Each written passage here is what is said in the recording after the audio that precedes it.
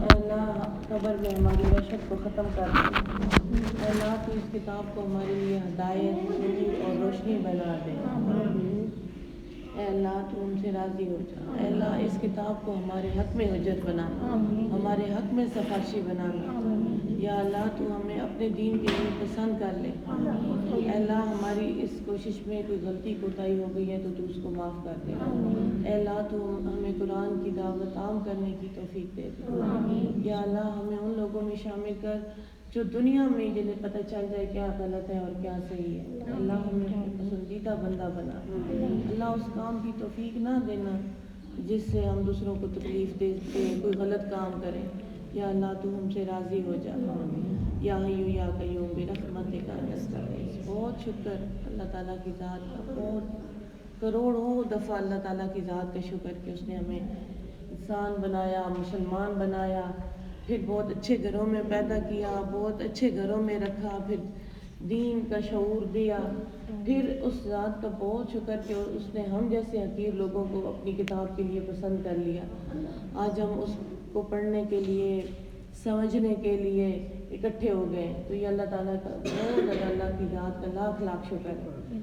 جتنی دفعہ بھی ہم کریں ہم شکر نہیں ادا کر سکتے، یہ اتنا بڑا احسان ہے اللہ تعالیٰ کا، اللہ تعالیٰ اس ہماری خدمت کو قبول کر لے، اللہ تعالیٰ رمضان کی برکتوں سے فیضیاب ہونے کی توفیق عطا فرمائے، اللہ اس کا ایک ایک لمحہ جو ہے وہ ہمارا ضائع نہ ہو، اللہ اس کو ہم سے ہی اس کا فائدہ اٹھا سکے۔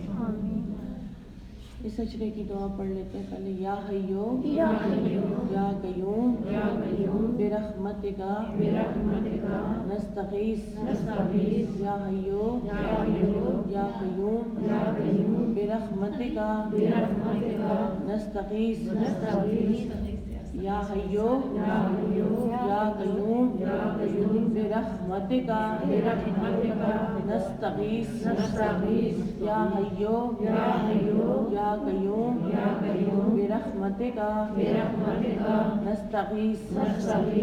آج کون سا روزہ ہے؟ اب صرف اس عشرے کا ایک ہی دن باقی ہے، کل کا دن ہے رحمت کے عشرے کا، تو اس کو بہت زیادہ اس دعا کو کوشش کریں کہ پڑھیں، یا حیو یا قیوم برحمتک نستغیث، یا حیو یا قیوم برحمتک نستغیث۔ اعوذ باللہ من الشیطان الرجیم، بسم اللہ الرحمن الرحیم۔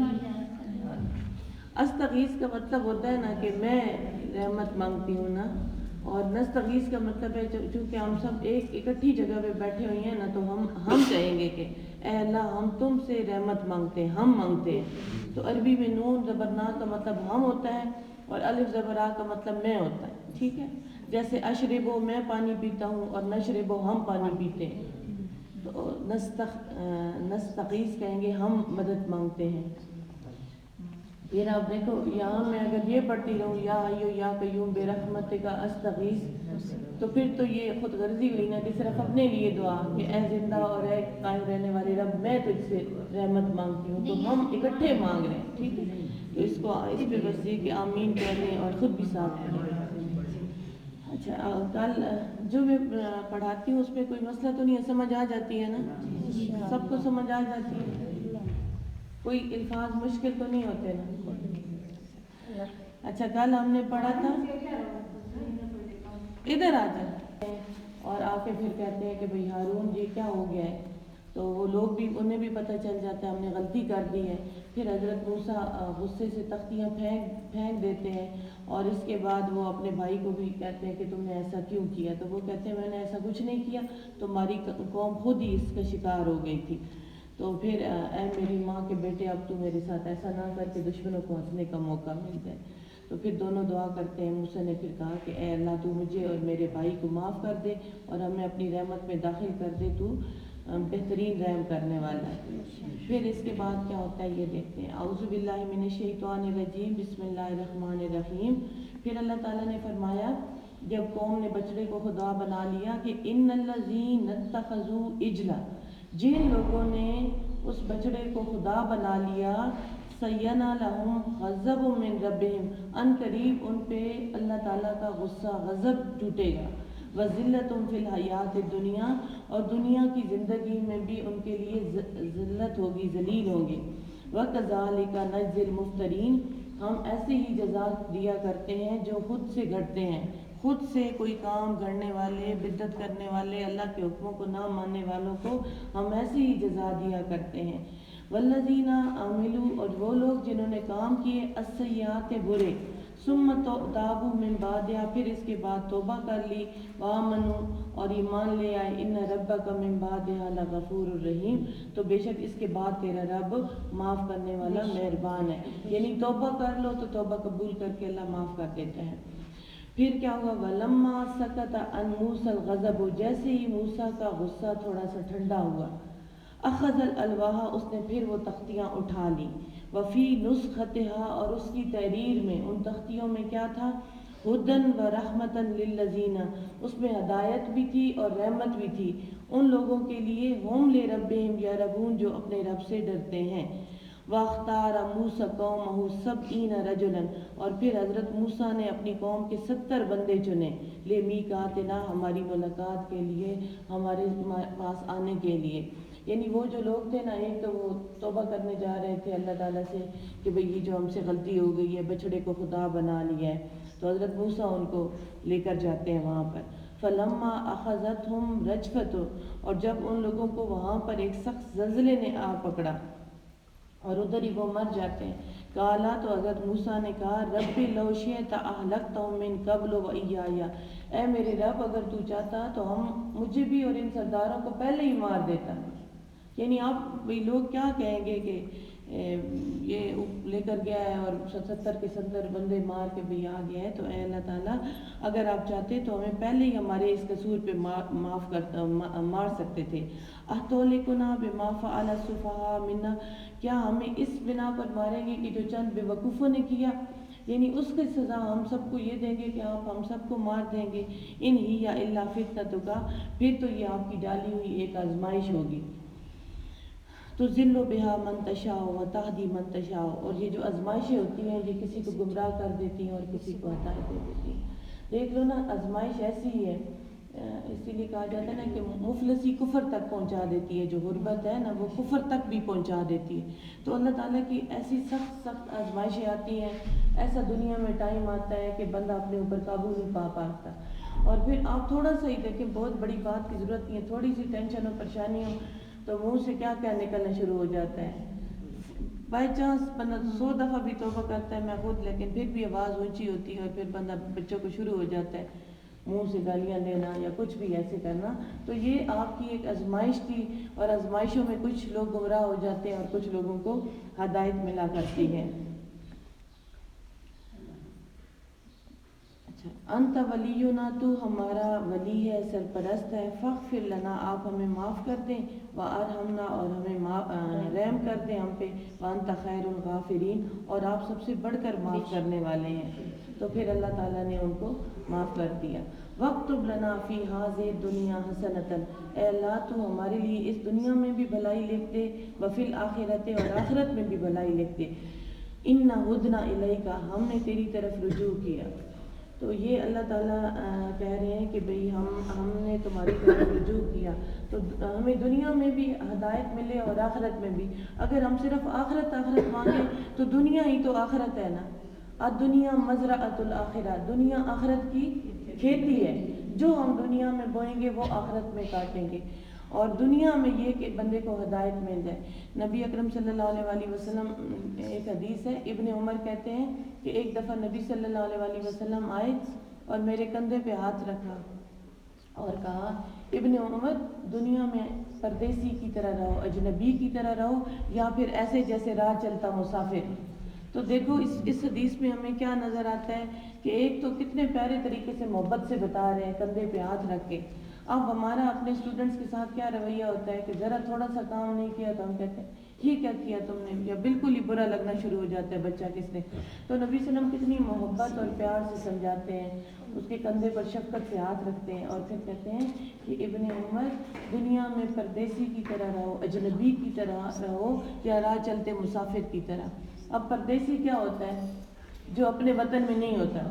اب اگر پردیس میں اس کو بہت زیادہ بھی کچھ کھانے کو ملے، آسائشیں بھی ہوں، مال بھی ہوں، لیکن اس کا دل ہر وقت اپنے دیش میں اٹکا رہے گا، اپنے وطن کے لیے وہ روتا رہے گا، وہ کہے گا ہائے ہمارا ایسا تھا، ہماری جگہ ایسی تھی، یہ ہو رہا ہوگا، وہاں ہمارے لوگ یہ کر رہے ہوں گے۔ وہ ہر وقت پردیسی کو کبھی سکون نہیں آتا، ایسا ہی ہے نا۔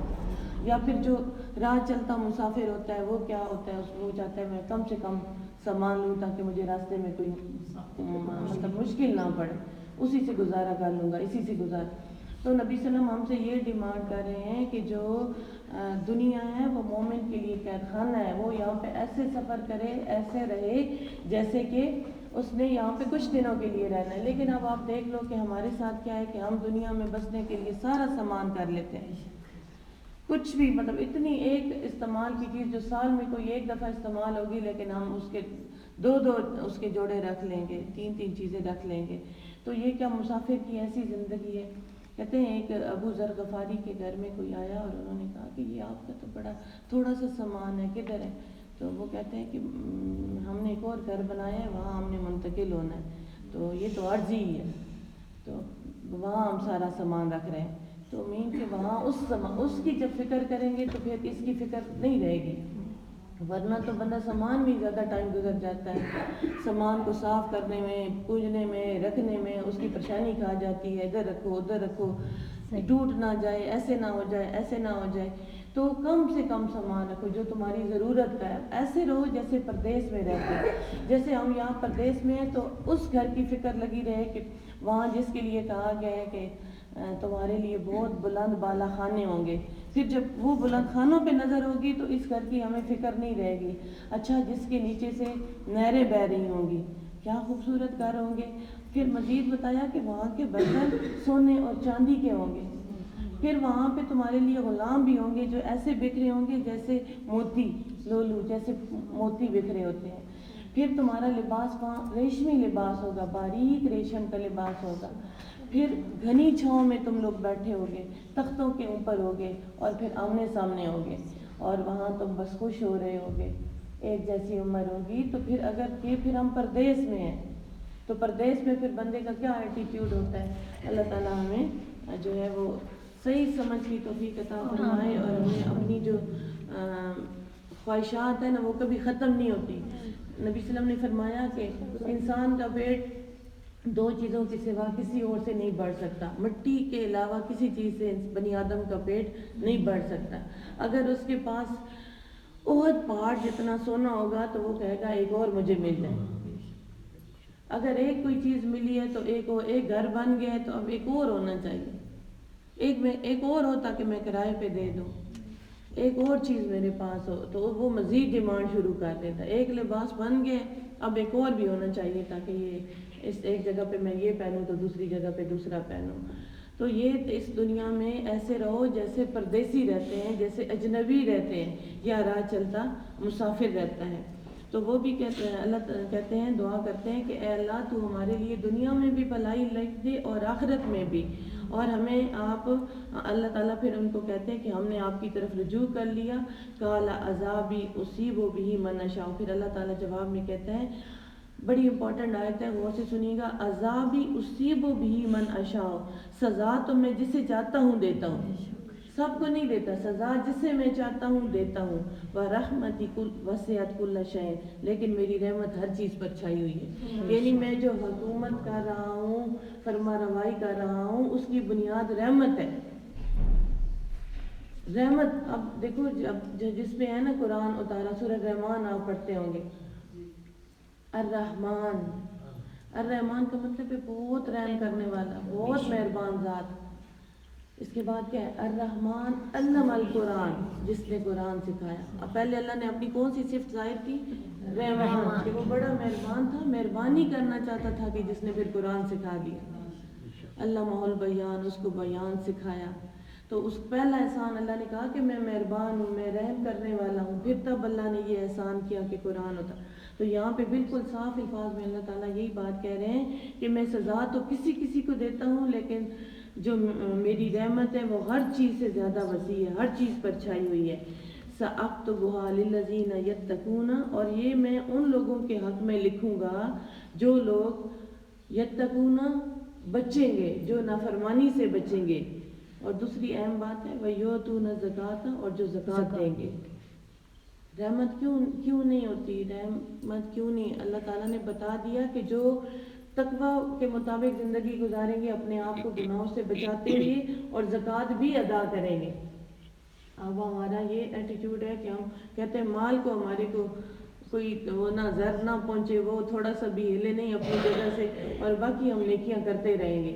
تو مال ضروری ہے، جب مال کی محبت دل سے نکلتی ہے تو پھر اللہ تعالیٰ اپنی محبت بیچ میں گر کر لیتے ہیں، تب اس دل میں محبت بیٹھتی ہے۔ اگر مال کی محبت ہوگی تو پھر مال کی ہی محبت رہے گی، تو پھر ان لوگوں پر میری رحمت آئے گی جو ڈرتے ہوئے زندگی گزاریں گے اور زکوٰۃ دیں گے۔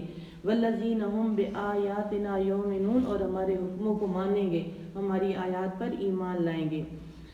بس آج یہاں پر بنی اسرائیل کا جو ہے نا ذکر ختم ہو گیا کہ یہ ان کا ساری بات تھی، یہ ایٹیٹیوڈ تھا، ایسے تھا۔ اب اللہ تعالیٰ کہہ رہے ہیں کہ اب یہ جو رحمت ہے کن لوگوں کو ملے گی؟ اب یہ رحمت ان لوگوں کا حصہ ہے الذین یتبعون رسول النبی الامی، اب جو اس نبی الامی کی پیروی کریں گے، اب وہ ہدایت ان لوگوں کے حصے میں آئے گی جو نبی امی کی پیروی کریں گے۔ یہ جو بنی اسرائیل تھے نا، اپنے آپ کو بڑا سپر سمجھتے تھے اور اپنے علاوہ باقیوں کو امی کہتے تھے، کہ یہ ان پڑھ ہے، انہیں کچھ بھی نہیں پتہ۔ تو یہاں بڑے معنی خیز الفاظ میں اللہ تعالیٰ کہہ رہے ہیں کہ اب اے یہودیو، اے بنی اسرائیل، اے تمام انسانوں، تمہاری قسمت اب اس امی کے ساتھ وابستہ ہے۔ اب تمہاری قسمتیں اس نبی الامی کے ساتھ وابستہ ہیں۔ اب اگر تم نے اس کی پیروی کی تو تم بچ جاؤ گے۔ پھر میری رحمت اس کے لیے ہے جو اس نبی الامی کی، اس امی نبی کی پیروی اختیار کریں گے۔ الذی یجدونہ مکتوبا عندہم فی التوراۃ والانجیل، اور اس کا ذکر ان کو تورات میں بھی ملتا ہے اور انجیل میں بھی لکھا ہوا ہوتا ہے۔ یعنی یہ اشارہ ہے کہ تورات اور انجیل میں بھی نبی صلی اللہ علیہ وسلم کی نشانیاں موجود تھیں، ان کی کتابوں میں لکھا ہوا تھا۔ تورات میں لکھا ہوا تھا احمد نام ہوگا، اور انجیل میں لکھا ہوا ہے فارکلیت، ان کی اپنی زبان میں، عبرانی زبان میں فارکلیت، یعنی ایک نبی ہوگا، مور نبوت ہوگی اس پر، کھجوروں والی زمین میں آئے گا، اور انہوں نے اس کو پہچان لیا تھا۔ آپ کو اگر یاد ہو کہ نبی صلی اللہ علیہ وسلم جب چھوٹے سے تھے اپنے چچا کے ساتھ شام کی طرف گئے تھے تجارت کے لیے، تو وہ جا رہے تھے اور ایک جو راہب تھا وہ دور اوپر والی منزل پہ تھا، وہ جیسے ہی آپ قریب آئے تو وہ نیچے اتر آیا، اور اس نے آپ کے چچا سے کہا، ابو طالب سے، یہ تمہارا بھتیجا ہے، اس کو تم ایسے مت لے کر نکلا کرو، یہ تو نبی بنے گا، اس کو تو میں نے دیکھا کہ درخت اور پتھر بھی سجدہ کر رہے ہیں، تم ایسا کرو اس کو لے جاؤ، اس کو ورنہ لوگ مار دیں گے۔ تو انہوں نے پہلے سے پہچان لیا تھا، انہیں ساری نشانیوں سے نبی صلی اللہ علیہ وسلم کا پتہ چل گیا تھا کہ یہ نبی آئے گا۔ جیسے ایک دفعہ ایسے ہوا نا کہ حضرت صفیہ جو تھی نبی صلی اللہ علیہ وسلم کی بیوی، وہ ان کے جو والدین تھے وہ یہودی تھے، اس کے چچا اور اس کے ابو تورات کے بہت بڑے عالم تھے، تو وہ خود کہتی ہیں کہ بعد میں جب مسلمان ہو گئی، جب نبی صلی اللہ علیہ وسلم کے پاس آ گئی، تو کہتی ہیں کہ ایک دن میں نے سنا کہ جب میرے چچا آئے باہر سے اور میرے ابو آپس میں بات کر رہے تھے، تو کہتے ہیں کہ باہر بڑا شور ہے کہ ایک نبی آیا ہوا ہے۔ تو وہ چچا کہتے ہیں کہ ہاں یہ تو وہی نہیں ہے جو ہماری کتاب میں بھی لکھا ہوا۔ کہتے ہیں ہاں یہ وہی نبی ہے، اس کا وقت آ گیا۔ کہتے ہیں اب ہم کیا کریں گے؟ کہتے ہیں اب ہم کیا کریں گے، اب ہم قیامت تک اس کا انکار کریں گے۔ تو انہوں نے پہچان لیا تھا، سب کچھ کر لیا تھا۔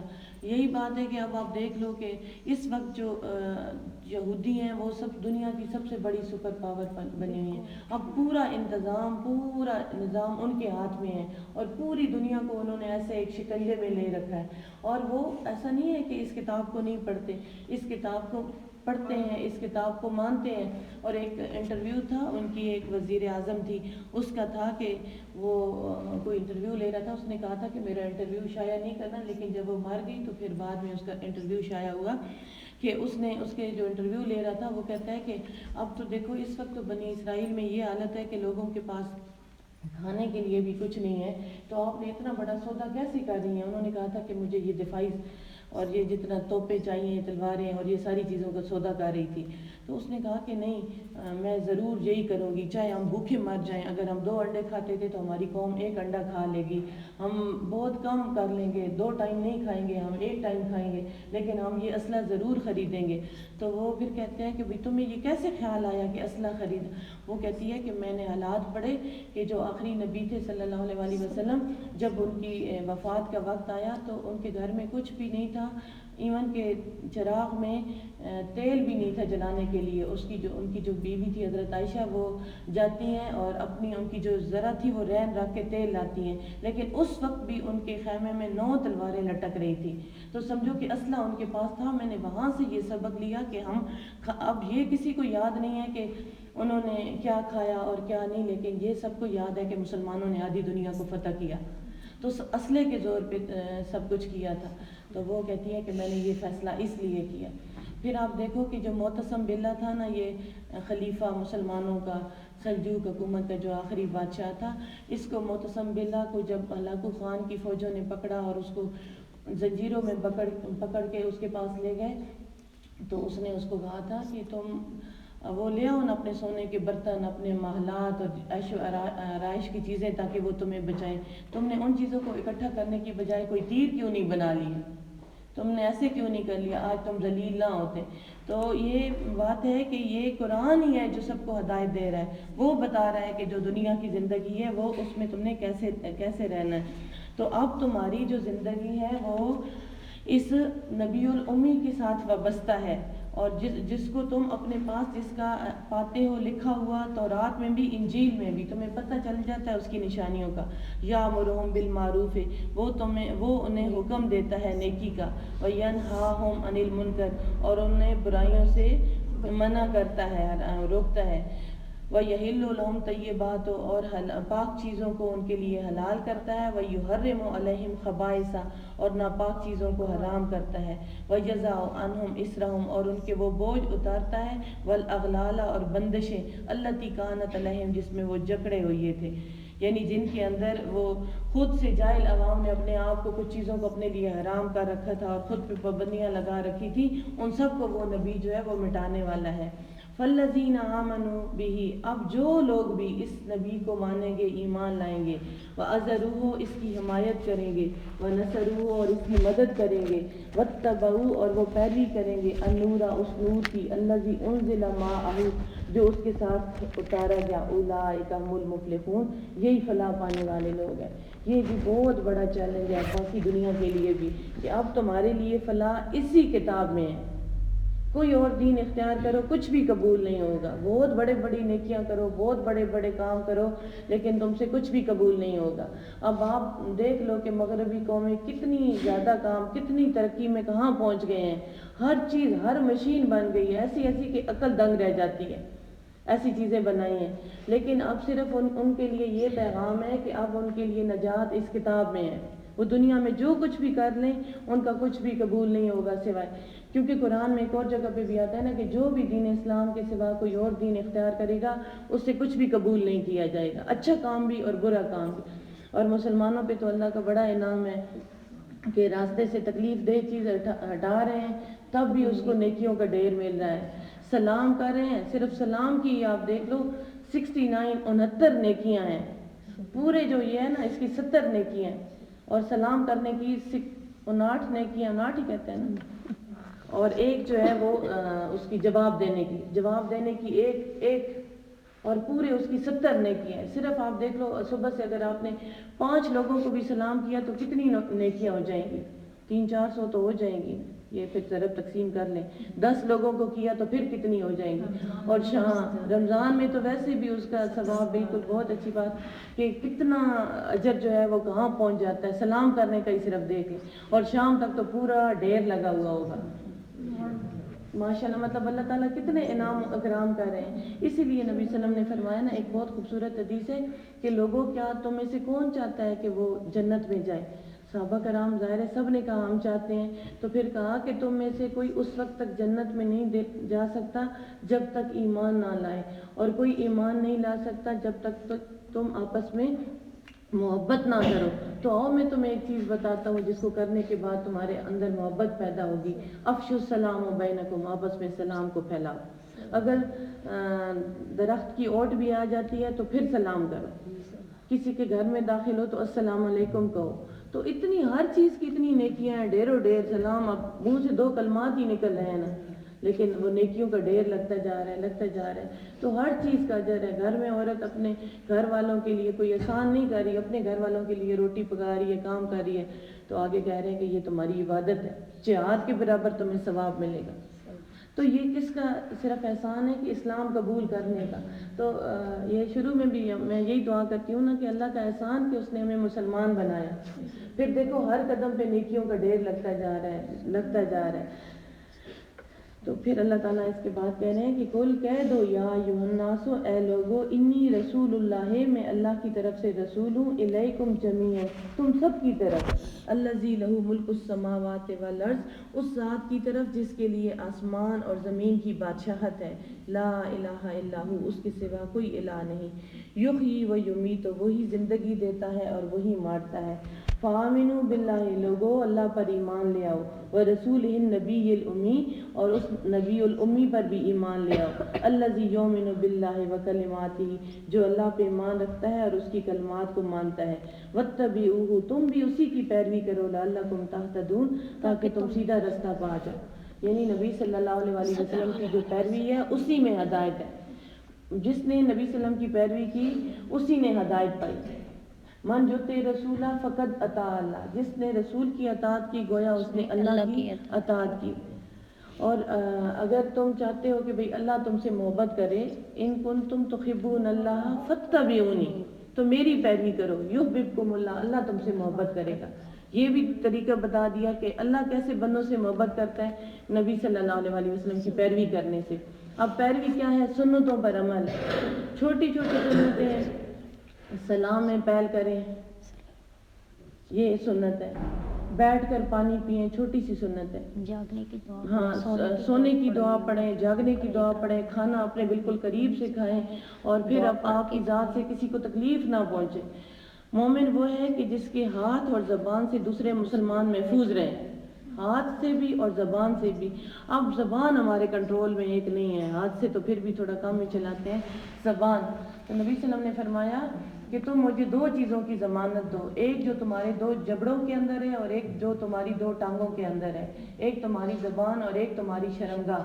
میں تمہیں جنت کی ضمانت دیتا ہوں، میں تمہیں جنت کی ضمانت دیتا ہوں. تم ان 2 چیزوں کی مجھے زبان پہ قابو رکھو گے، اور ایک دم سے اور بہت آرام سے ہم دوسروں کو کچھ کہہ دیتے ہیں، دل توڑ دیتے ہیں، اور کئی دنوں تک وہ بیچارہ وہ محسوس. اس کی بہت زیادہ مذمت کی گئی ہے، اس کو ناپسند کیا گیا ہے کہ کسی کو ایک دم تانے مت دو، کسی پر طنز مت کرو، اس سے دوسرے کو تکلیف ہوگی، گالی مت دو دوسروں کو. تو مسلمان وہ ہے جس کے ہاتھ اور زبان سے دوسرے مسلمان محفوظ رہیں. اور اگر وہ اور پھر اسی طرح حدیث میں آتا ہے کہ اپنا جو ہے پڑوسیوں کا خیال کرو. وہ مومن ہی نہیں جس کا پڑوسی بھوکا سویا اور اس کو پتہ ہی نہیں، یا وہ مومن ہی نہیں کہ وہ اس کا پڑوسی اس کی شرارتوں سے محفوظ نہ ہو، وہ ہر طریقہ سوچتے ہیں اس کو تنگ کرنے کے لیے. چھوٹی چھوٹی لڑائیاں ہوتی ہیں نا، کبھی نالی پہ، کبھی پانی پہ، کبھی کس چیز پہ، تو جو اس سے محفوظ نہیں ہے. یہ بھی کہا گیا کہ اپنے پڑوسی کو کھونٹی ٹھوکنے سے بھی نہ. اتنی سی حدیث بھی بتائی ہے کہ اس کو اگر وہ تمہاری دیوار میں کیل ٹھونکتا ہے تو اس کو منع مت کرو. پھر اس کی ہوا مت بند کرو، وہ اگر تمہارے گھر کی طرف سے آواز آ رہی ہے تو اتنا اونچا نہ کر لو کہ اس کی ہوا ہی رک جائے. پھر کہتے ہیں حضرت جبرائیل علیہ السلام نبی صلی اللہ علیہ وسلم کے پاس آئے تو نبی صلی اللہ علیہ وسلم کہتے ہیں کہ جبرائیل علیہ السلام نے مجھے اتنی زیادہ پڑوسیوں کے بارے میں تاکید کی کہ مجھے ڈر لگنے لگا کہ کہیں جائیداد میں بھی ان کا حصہ ہی نہ ہو جائے.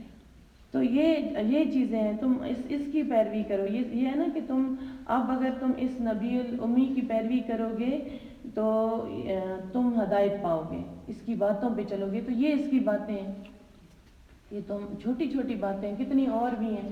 تو جو بھی حدیث سنیں اور اس کو پھر زندہ کریں. نبی صلی اللہ علیہ وسلم نے فرمایا نا، جس نے میری ایک سنت کو بھی زندہ کیا گویا اس نے مجھے زندہ کیا. تو آپ دیکھو آج کے لیے یہ ایک حدیث کا ہم لے لیتے ہیں کہ بیٹھ کے پانی پینا. کہتے ہیں اگر کسی کو کوئی ایسا کرے کہ کھڑے ہو کے پانی پیے اور پھر اس کو چاہیے کہ الٹی کرے اور پھر بیٹھ کے پانی پیے، تو یہ کہ کھڑے ہو کے کسی نہ خود پینا ہے نہ اپنے بچوں کو، یہ نہیں کہ محلے والوں یا کسی اور کو بھی ڈانٹنا شروع کر دیں، آرام سے بتائیں. اور جو ہے بچوں کو تو سختی بھی کر سکتے ہیں کہ بیٹھ کے پانی پیو، بیٹھ کے پانی پیو. پھر اپنی سائڈ سے شروع کریں، دوسروں کا خیال کریں. اس دن ایک وہ بات آئی ہوئی تھی اس میں موبائل میں کہ روزے سے پہلے ایک کھجور کھانے سے بھی ڈرتے ہیں کہ کہیں روزہ نہ ٹوٹ جائے، اور دوسروں لوگوں کی بڑی چیزیں ہضم کر جاتے ہیں، حق کھا جاتے ہیں، تو اس سے ڈر نہیں لگتا لوگوں کو، تو آدھی کھجور کھانے سے بھی ڈرتے ہیں. تو یہ بھی تقویٰ ہے کہ دوسروں کے مال سے بچیں، حرام سے بچیں. کسی کا ایک جو ہے نا، ایک اتنا سا بھی ہے ایسا اگر کوئی کھا لیتا ہے تو وہ اس کے اندر وہ آگ جاتی ہے. نبی صلی اللہ علیہ وسلم نے فرمایا کہ اگر کسی نے 1 انچ بھی کسی کی کوئی چیز دی تو گویا اس نے جہنم میں اپنی اتنی جگہ خرید لی. تو یہ ہے کہ تم اس کی پیروی کرو تاکہ تم ہدایت پاؤ. وَمِن قوم موسیٰ أُمَّهُ يَهْدُونَ بِالْحَقِّ وَبِهِ يَعْدِلُونَ. اور موسیٰ کی قوم میں ایک گروہ ایسا بھی تھا جو حق پر چلتے تھے اور حق کے مطابق ہی انصاف کرتے تھے. وَقَطَعْنَاهُمْ اثْنَتَ عَشْرَةَ أَسْبَاطًا أُمَمًا. اور ہم نے اس قوم کو 12 گھرانوں میں تقسیم کر دیا اور پھر گروہوں میں شکل دے دی ان کی، یعنی 12 قبیلے تھے، پھر 12 گروہ بن گئے بنی اسرائیل کے. وَأَوْحَيْنَا إِلَىٰ مُوسَىٰ إِذِ اسْتَسْقَىٰ قَوْمَهُ أَنِ اضْرِب بِعَصَاكَ الْحَجَرَ. اور جب ہم نے وحی کی موسیٰ کو، جب ان کی قوم نے پانی مانگا کہ اپنے سوٹے کو پتھر پہ پھینکو، پتھر پہ مارو. فَانبَجَسَتْ مِنْهُ اثْنَتَ عَشْرَةَ عَيْنًا. اس میں سے 12 چشمے پھوٹ پڑے. اور یہ جو بنی اسرائیل کے لیے 12 چشمے تھے، یہ اب بھی اس زمین میں ان کے نشان موجود ہیں 12 چشموں کے. اور کیونکہ ہر قبیلہ الگ تھا تو وہ الگ الگ پانی پینا چاہتے تھے، تو ان کے لیے 12 الگ الگ چشمے بن گئے. قَدْ عَلِمَ كُلُّ أُنَاسٍ مَشْرَبَهُمْ. ہر بندے کو اپنے پینے کی جگہ کا پتہ چل گیا. وَظَلَّلْنَا عَلَيْهِمُ الْغَمَامَ. ہم نے ان پر بادلوں کا سایہ کیا. وَأَنزَلْنَا عَلَيْهِمُ الْمَنَّ وَالسَّلْوَىٰ. اور ان پر ہم نے من و سلوہ اتارا. بنی اسرائیل چونکہ 40 سال تک اس صحرا میں رہی تھی تو مکان وغیرہ کچھ بھی نہیں تھے، تو دھوپ سے بچنے کے لیے اللہ تعالیٰ ان کے لیے بادل نیچے کر دیتے تھے، بادل سایہ بن جاتے تھے. اور من و سلوہ، صبح اٹھتے تھے تو وہ بھنے ہوئے بٹیر اور ایک وہ من تھا، چھوٹا سا دانہ تھا دھنیے کی طرح میٹھا سا، وہ پڑا ہوتا تھا اور اس کو کھا لیتے تھے. بس چلتے رہتے تھے، گھومتے پھرتے رہتے تھے، جدھر سے آیا کھا لیا. دھوپ آئی تو خود بخود بادل آ گئے. روایات میں آتا ہے کہ کپڑوں کا یہ تھا کہ کپڑے خود بخود لمبے ہو جاتے تھے، جیسے بچہ بڑا ہوتا تھا کپڑے لمبے ہوتے جاتے تھے. پھر رات جب اندھیرا ہوتا تھا تو خود بخود ایک سائڈ سے عمودی سائڈ سے روشنی آنا شروع ہو جاتی تھی. تو اس طرح انہوں نے زندگی، اللہ خود کہہ رہے ہیں کہ ہم نے ان کے بڑے انعام کیے، من و سلوہ نازل کیا، بادلوں کا سایہ کیا، اور پھر ان سے کہا کہ کلوا من طیبات، اللہ کی پاکیزہ چیزیں کھاؤ، ما رزقناکم، جو ہم نے تمہیں بخشی. وما ظلمونا، اور ہم ظلم نہیں کرتے، ولکن کانوا انفسهم یظلمون. بڑی پیاری آیت ہے. ہم ظلم نہیں کرتے لوگوں پر، لیکن لوگ اپنی جانوں پہ ظلم کرتے ہیں. اللہ ظالم نہیں ہے، اللہ ظلم نہیں کرتا، لیکن لوگ خود اپنی جانوں پہ ظلم کرتے ہیں، خود اپنے آپ کو مصیبتوں میں ڈالتے ہیں. وَإِذَا، اور اس وقت کو یاد کرو. ایک اور واقعہ بہت امپورٹنٹ، شاید آپ لوگوں نے سنا بھی ہو کہ وَإِذَا قِيلَ لَهُمْ، اور جب ان سے کہا گیا اسْكُنُوا هَٰذِهِ الْقَرْيَةَ، اس بستی میں ٹھہرو، وَكُلُوا مِنْهَا حَيْثُ شِئْتُمْ، اور تم یہاں سے کھلا کھاؤ، وَقُولُوا حِطَّةٌ، اور حِطَّةٌ کا لفظ بولتے جاؤ، وَادْخُلُوا الْبَابَ سُجَدًا، اور اس دروازے سے جاتے ہوئے یہ لفظ بولو سجدے کرتے ہوئے جاؤ، نَغْفِرْ لَكُمْ خَطِیئَاتِکُمْ، ہم تمہاری خطاؤں کو معاف کر دیں گے، سَنَزِیدُ الْمُحْسِنِینَ، اور ہم نیکی کرنے والوں کو اور زیادہ عطا کرتے ہیں. سمجھ آئی؟ نیکی کرنے والوں کو ہم اور زیادہ دیتے ہیں. فَبَدَّلَ الَّذِينَ ظَلَمُوا مِنْهُمْ قَوْلًا غَيْرَ الَّذِي قِيلَ لَهُمْ، لیکن ان ظالموں نے اس اسٹیٹمنٹ کو، اس بات کو بدل ڈالا. چھوٹی سی بات تھی کہ کھاؤ پیو، جب اس جگہ سے جاؤ، جب اس دروازے کو کراس کرو، یہ شام کا انطاکیہ کا کوئی تھا، لیکن بتایا نہیں ہے کس بستی میں، تو حطت ان کا لفظ بولتے جانا. اب انہوں نے، ظالموں نے کیا کرنا تھا؟ صرف ایک لفظ بولنا تھا، لیکن انہوں نے اس کو چینج کر دیا. اس کی جگہ حنزتن، حنزلتن، کبھی حنزتن، اس کا مطلب تھا کہ گندم، بس چینج جو کرنا تھا، نافرمانی جو کرنی تھی، تو انہوں نے اس لفظ کو بدل ڈالا. دیکھو پھر لفظ بدلنے سے بھی کیا ہوتا ہے کہ مطلب چینج ہو جاتے ہیں اور نعمتیں سلب ہو جاتی ہیں. اسی لیے کہا جاتا ہے نا کہ قرآن کو صحیح آنکھیں کھول کے اعراب کے ساتھ، زیر زبر کے ساتھ ٹھیک پڑھیں، اور جن کو نہیں آتا وہ کوشش کریں کہ وہ کسی کو قرآن سنائیں، کیونکہ الفاظ بدلنے سے اس قوم کے ساتھ کیا ہوا، ایک ورڈ ہی بدلا نا، حنظلتم کی جگہ بیچ میں نام لگا دیا، تو کیا ہوا کہ پورا عذاب ان کے اوپر آ گیا۔ تو ان سے جب انہوں نے کہا تو پھر انہوں نے اس کو بدل دیا، فارسلنا علیہم رجزا من السماء، پھر ہم نے ان پر آسمان سے عذاب نازل کیا، بما کانوا یظلمون، کیونکہ وہ ظلم کرتے تھے۔ وہ تو جان بوجھ کے کہتے تھے نا دوسرا اللہ معاف کرنے والا ہے، لیکن اگر دیکھو مطلب چینج ہو جائے تو پھر ہم مانگ کچھ اور رہے ہوتے ہیں اور وہ کچھ اور جاتا ہے۔ جیسے ایک چھوٹی سی مثال آپ دیکھ لو، قلب اور قلب، ہم پڑھتے ہیں نا فی قلوبہم، اگر قلوبہم پڑھیں گے تو اس کا قلب کا مطلب کتا بھی ہے اور قلب کا مطلب دل بھی ہے، لیکن جو دو نقطوں والی کاف ہے نا اس کو تھوڑا موٹا کر کے پڑھتے ہیں، فی قلوبہم قا کریں گے، اور صرف کش والی ہے تو ان کے کتوں میں، مطلب ہو جائے گا ان کے کتوں میں۔ پھر آپ دیکھو ایک صورت توبہ میں ایسے آتا ہے نا کہ براتم من اللہ ورسولہ، اب اگر وہاں پہ بندہ ورسولہ پڑھ لے گا تو پھر یہ ہے کہ اللہ بیزار ہوا اپنے رسول سے، حالانکہ ترجمہ ایسے ہے کہ اللہ اور اس کا رسول مشرکین سے بیزار ہے، اگر پیش کی جگہ زبر پڑی جائے گی تو مطلب چینج ہو جائے گا، تو اس لیے مطلب تھوڑا سا یہ کہ آہستہ بھی پڑھا جائے لیکن زیر زبر کا خیال کر کے پڑھیں۔ تو انہوں نے بھی ایک لفظ کو چینج کیا تو اللہ تھوڑی سی تبدیلی کی تو اللہ تعالیٰ نے ان پہ عذاب نازل کر دیا کیونکہ وہ ظلم کرتے تھے۔ وَاسْأَلْهُمْ عَنِ الْقَرْيَةِ، اب ذرا لوگوں سے اس بستی کا بھی پوچھو، الَّتِي كَانَتْ حَاضِرَةَ الْبَحْرِ، جو سمندر کے قریب رہتی تھی۔ بنی اسرائیل کی ایک ایسی بستی تھی نا، کچھ لوگوں کا گاؤں جو تھا وہ سمندر کے قریب تھا۔ اب ظاہر سمندر کے قریب تھا تو ان کا پیشہ کیا ہوگا، لوگ کیا کرتے ہوں گے، جہاں مچھلیاں پکڑتے تھے۔ اب جہاں پر زمینیں ہوتی ہیں زرخیز تو وہاں پہ لوگ کاشتکاری کرتے ہیں، زمینیں کاشت کرتے ہیں، تو کہیں پر کچھ جگہ ایسی ہیں نا جہاں پہ ملیں ہوتی ہیں تو لوگ ملوں میں کام کرتے ہیں، کہیں پہ کانیں ہوتی ہیں تو وہ ادھر سے یہ نمک وغیرہ نکالنے، وہ زیادہ تر ان کا ٹائم اسی میں گزر جاتا ہے۔ تو یہ جو بستی تھی یہ سمندر کے کنارے رہتی تھی اور یہ ان کا پیشہ جو تھا وہ مچھلیاں پکڑنا تھا۔ اذ یعدون فی سبتہم اذ تأتیہم حیتانہم یوم سبتہم شرعا ویوم لا یسبتون لا تأتیہم کذالک، اب ان کی آزمائش پھر مچھلیوں کے ساتھ ہی ہوئی۔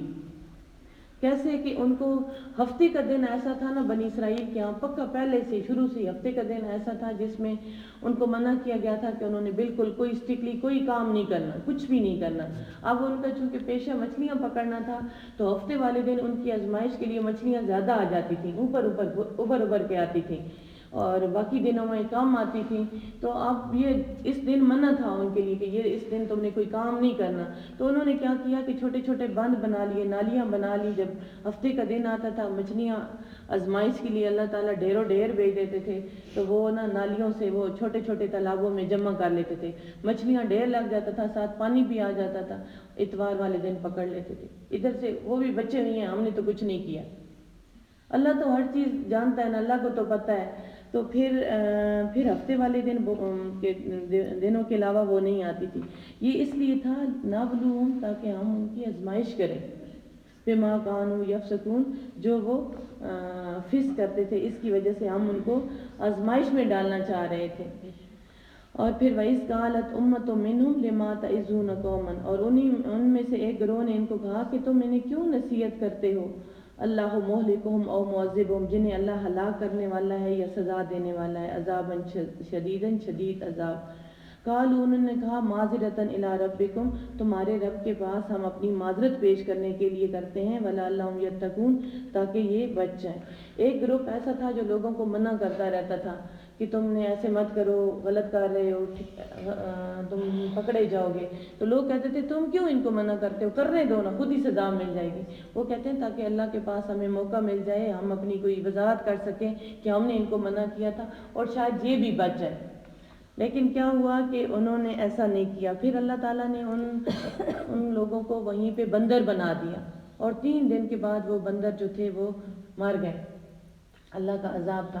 اس میں ہمارے لیے کیا سبق ہے کہ دوسروں کو برائی سے منع کرنا ہے۔ اب اس قوم نے دوسروں کو نہیں روکا، کیوں آپ سے کہا جاتا ہے کہ جہاں کہیں بھی قرآن پڑھایا جائے اس کو دعوت دو کہ وہاں پہ بیٹھے، کہ تاکہ ہماری طرف سے ہمارا حصے کا کام ہو جائے کہ ہم نے تو اپنا مطلب پہنچا دیا، لوگوں کو بتا تو دیا ہے نا کیا غلط ہے اور کیا صحیح ہے۔ تو ان لوگوں نے بھی اللہ خود قرآن میں کہہ رہے ہیں نا، ان میں سے ایک گروپ ایسا تھا لوگوں کو منع کرتا تھا۔ لوگوں نے کہا کہ تم انہیں کیوں منع کر رہے ہو، مرنے دو نا ان کو۔ تو اس نے کہا تاکہ قیامت والے دن میں یہ گواہی دے سکوں کہ میں نے اپنی طرف سے کام کیا تھا اور شاید یہ بھی بچ جائے۔ تو نبی صلی اللہ علیہ وسلم کی بھی یہ حدیث ہے نا کہ تم لوگوں کو ضرور نیکی کا حکم دیتے رہنا اور گناہوں سے منع کرتے رہنا۔ اور آج کل آپ دیکھ لو بالکل کیسی ہوا چل گئی ہے کہ جو جیسا بھی ہے، کوئی ایک تو کوئی کہے تو کوئی سنتا بھی نہیں ہے، برا مناتا ہے، اور دوسرا کوئی کہتا ہی نہیں۔ بھائی اپنے ماں پہ آخنے ایسا کیا آخنا آپ پہ تاک بھی سن کے انجام ہو سکتا اساں کیڑا نہیں سمجھ تو ضرور لوگوں کو پتہ ہے کہ نہیں پتہ ہے، اپنی طرف سے فریضہ ادا کرتے جاؤ۔ اور پھر دیکھو کہ نبی صلی اللہ علیہ وسلم نے یہ بھی قرآن کے الفاظ ہیں کہ تم وہ بہترین امت ہو جو لوگوں کے لیے نکالے گئے ہو۔ دیکھو ورنہ آپ خود دیکھ لو کہ کس کا دل کرتا ہے کہ وہ اپنی نیندیں آرام کرے اور وہ سب کو چھوڑ چھاڑ کے وہ بیٹھ جائے اور کہے کہ میں بتاؤں ہر کوئی خود ذمہ دار ہے۔ خود ذمہ دار نہیں ہے، پوری جو لوگ ہیں ان کے اوپر بہت بڑی ذمہ داری ہے۔ آپ میں سے دیکھو جتنے لوگ بھی سنیں، اب مجھے بھی کیا چیز چین نہیں لینے دیتی، کیا چیز کتنے ٹائم شارٹ ہونے کے باوجود صرف یہ کہ بندہ پکڑا نہ جائے۔ اب آپ میں سے جتنے لوگوں نے سنا، اب آپ کی بھی یہ ذمہ داری ہے کہ آپ جو کچھ سنو گے آپ نے آگے کنوے کرنا ہے، آگے پہنچانا ہے۔ دیکھو اور یہی نبی صلی اللہ علیہ وسلم نے بھی جب سارا پیغام، آپ آ کے خود تو نہیں عمل کرتے رہے نا، خود کرتے رہے اور چلے گئے، بار بار پتھر بھی کھائے، اپنے پاؤں بھی لہو لہان ہو گئے، لوگوں نے شاعر بھی کہا، پاگل کہا، مجنوں کہا، پتھر برسائے، کیا کیا نہیں کیا، لیکن آپ نہیں رکے، دعوت سے دیتے رہے۔ اور جب پھر آخری ٹائم تھا پھر بھی آپ نے کہا کہ حجت الوداع کے موقع، اللہ تو گواہ رہنا میں نے اپنا پیغام پہنچا دیا، اللہ تو گواہ رہنا میں نے اپنا پیغام پہنچا دیا، اللہ جی تو گواہ رہنا۔ تو یہ گواہیاں لکھی جاتی رہتی ہیں، اللہ تعالیٰ ہر چیز چیک کر رہا ہے۔ تو اب ان پہ کیوں اتنی بڑی آزمائش ہے کہ اللہ نے ان کی شکلیں ہی بدل دی۔ یہ جو پہلی شریعتیں تھیں نا، ان کے ساتھ یہ تھا کہ ان کی شکلیں بدل جاتی تھی۔ جب وہ گناہ بہت زیادہ کرتے تھے تو کسی کو سور بنا دیا جاتا تھا، کسی کو بندر بنا دیا جاتا تھا۔ تو یہ امت مسلمہ پر اللہ تعالیٰ کی خاص مہربانی ہے کہ وہ جو بھی گناہ کر لیں دنیا میں پردہ پڑا رہتا ہے، وہ پتہ نہیں چلتا کسی کو کون کیسا ہے، یہ تو پھر وہ آخرت میں ہی کھلے گا۔ پھر اسی لیے تو کہتے ہیں نا اللہ تعالیٰ تو ہمیں حشر کے دن رسوا ہونے سے بچانا۔ تو یہ ہمارا فریضہ ہے کہ ہم دوسروں کو نیکی کا حکم دیں، برائی سے منع کریں اور خود بھی بچیں۔ یہ نہیں ہے کہ خود کرتے رہیں، وہ ہے نا اس کے لیے بھی ہے کہ لما تقولون ما لا تفعلون، تم کیوں وہ کام خود کرتے ہو جو دوسروں کو منع کرتے ہو؟ کیا تم لوگوں کو نیکی کا حکم دیتے ہو اور خود کو بھول جاتے ہو؟ پہلے اپنی ذات ہے، پھر جو ہے دوسرے ہیں، خود پہ۔ اور اب اس لیے بھی ہم نہیں کہتے دوسروں کو کہ خود بھی ہمیں بچنا پڑے گا۔ اور بہت سی باتیں سننی پڑتی ہیں کہ دیکھو ذرا یہ خود ایسے بتاتے ہیں، خود تھوڑا سا بھی عمل ہے وہ بندے کا دور سے نظر آ رہا ہوتا ہے، پھر آئندہ کے لیے یہ ہے کہ وہ بچ جاتا ہے کہ میں نہ کروں، میں تو ایک مثال ہوں، تو اس میں اس کو فائدہ ہی ہوتا ہے۔ اگر تھوڑی بہت باتیں سننی بھی پڑ جائیں تو پھر اس کا بھی اجر ہے، ثواب ہے۔ اس کام کو چھوڑ دینا اس لیے کہ بھئی لوگ مجھے کیا کہیں گے، یہ بھی غلط ہے۔ تو اللہ تعالیٰ جو ہے ہمیں اس کی توفیق دے۔ فلما نسوا، پھر جب انہوں نے ان ہدایات کو فراموش کر دیا، ما ذکروا بھی، جو انہیں یاد کرائی گئی تھی، تو انجینا الذین ینہون عن السوء، پھر ہم نے ان لوگوں کو بچا لیا جو برائی سے روکتے تھے۔ جو منع نہیں کرتے تھے لیکن خود نہیں کرتے تھے، وہ بھی اس عذاب کا شکار ہو گئے تھے۔ جو خود نہیں کر رہے تھے لیکن منع بھی نہیں کر رہے تھے، وہ بیچ میں آ گئے، لیکن جو منع کر رہے تھے ہم نے ان کو بچا لیا۔ وَأَخَذْنَا الَّذِينَ ظَلَمُوا بِعَذَابٍ بَئِيسٍ بِمَا كَانُوا يَفْسُقُونَ، اور باقی سب لوگوں کو جو ظالم تھے ہم نے ان کو سخت عذاب میں پکڑ لیا۔ فلما اتوا عن ما نهوا عنه، جب انہوں نے نافرمانی کی جس سے ہم نے روکا تھا، قلنا لهم كونوا قردة خاسئين، تو پھر ہم نے ان کو کہا کہ تم بن جاؤ بندر ذلیل، اور بندر جو ہے وہ بن گئے۔